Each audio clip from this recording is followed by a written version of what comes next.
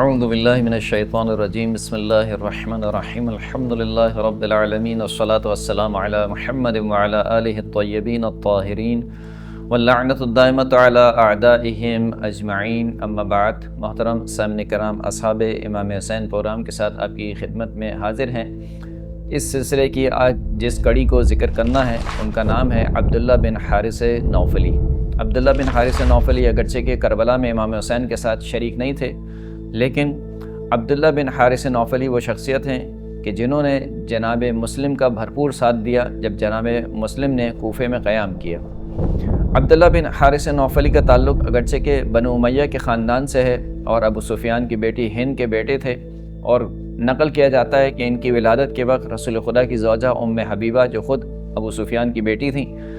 وہ ان کو رسول خدا کی خدمت میں لے کر آئے اور کہا کہ آپ اپنے لعاب دہن سے بچے کا تالو اٹھائیے۔ اللہ کے رسول نے اپنے لعاب دہن سے بچے کا تالو اٹھایا، اور شاید یہ اسی لعاب دہن کی تاثیر تھی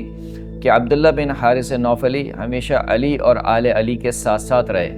یہاں تک کہ جب مولا کائنات کے لیے بیعت لی گئی تو عبداللہ بن حارث نوفلی مولا کائنات کے ہاتھ پر بیعت کرنے والوں میں تھے۔ نہ صرف ہی کہ بیعت کرنے والوں میں تھے، بلکہ سن 36 ہجری میں جب جنگ جمل کا معرکہ ہوا تو عبداللہ بن حارث نوفلی مولا کائنات کے ہم رکاب جنگ لڑنے والوں میں سے ان کا شمار ہوتا ہے۔ عبداللہ بن حارث نوفلی وہ شخصیت ہے کہ جن کو سن 42 ہجری میں مروان نے مدینہ کا قاضی منتخب کیا، اور مدینہ میں عبداللہ بن حارث نوفلی کو فقیہ اور ثقہ کے نام سے جانا جاتا تھا۔ ان کی کنیت ابو محمد تھی اور ان کا لقب بیہ تھا،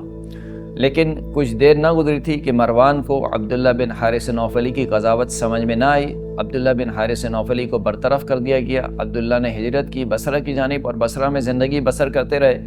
یہاں تک کہ سن 60 ہجری آ گئی۔ سن 60 ہجری میں یزید کی جانب سے عبید اللہ بن زیاد کو خط پہنچتا ہے۔ عبید اللہ بن زیاد کوفہ کے لیے روانہ ہوتا ہے، اور عبید اللہ بن زیاد کے لشکر میں دو شخصیت، ایک عبداللہ بن حارث نوفلی اور دوسری شریک ابن آور، یہ دونوں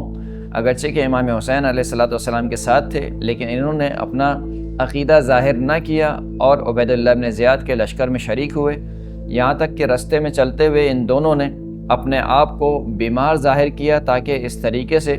عبید اللہ بن زیاد کو روکا جائے، کہ عبید اللہ بن زیاد بہت تیزی سے سفر کر رہا تھا، اور یہ دونوں نہیں چاہتے تھے کہ عبید اللہ بن زیاد تیزی کے ساتھ کوفہ پہنچے، اور یہ چاہتے تھے کہ جناب مسلم اپنا کام تمام کر لیں، کوفے والوں کو بھرپور طریقے سے آمادہ کر لیں۔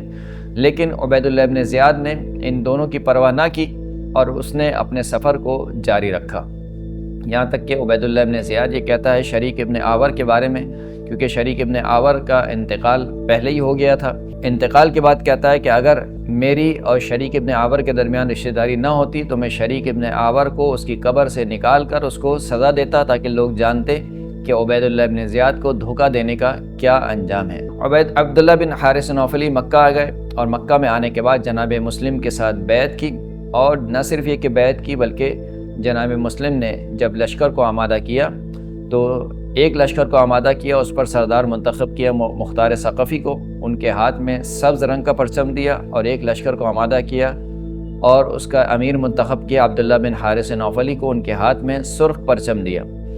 عبداللہ بن حارث نوفلی سرخ پرچم کو لے کر عمر بن حریث کے گھر کے نزدیک لوگوں کو جمع کر رہے تھے جناب مسلم کی یاری اور مدد کے لیے، کہ اتنے میں دیکھا کہ تمام کے تمام لوگ پراکندہ ہو گئے عبید اللہ بن زیاد کی تہدید، اس کے دھمکیوں سے اور اس کی لالچ سے۔ کوفے والے سب کے سب جناب مسلم کو دھوکہ دے کر اپنے گھروں میں بند ہو گئے۔ عبداللہ بن حارث نوفلی کو گرفتار کیا جاتا ہے۔ گرفتار کرنے کے بعد عبید اللہ بن زیاد کہتا ہے کہ عبداللہ کو میرے دربار میں پیش کیا جائے۔ کثیر بن شہاب عبداللہ کو زندان سے لے جا کر عبید اللہ بن زیاد کے دربار میں پیش کرتا ہے۔ عبید اللہ سوال کرتا ہے کہ کیا تم وہ شخص نہیں ہو کہ جس نے جناب مسلم کے لیے سرخ رنگ کا پرچم اٹھایا تھا؟ عبداللہ کوئی جواب نہیں دیتے۔ جب عبداللہ نے کوئی جواب نہ دیا تو عبید اللہ بن زیاد نے فرمان جاری کیا کہ اس شخص کو لے جا کر اس کے قبیلے والوں کے درمیان اس کا سر اس کے تن سے جدا کر دیا جائے، اور اسی طریقے سے ہوا کہ 52 سال کی عمر میں عبداللہ بن حارث نوفلی کو ان کے قبیلے والوں کے درمیان لے جا کر ان کا سر ان کے تن سے جدا کر دیا گیا۔ آپ کا تذکرہ مختلف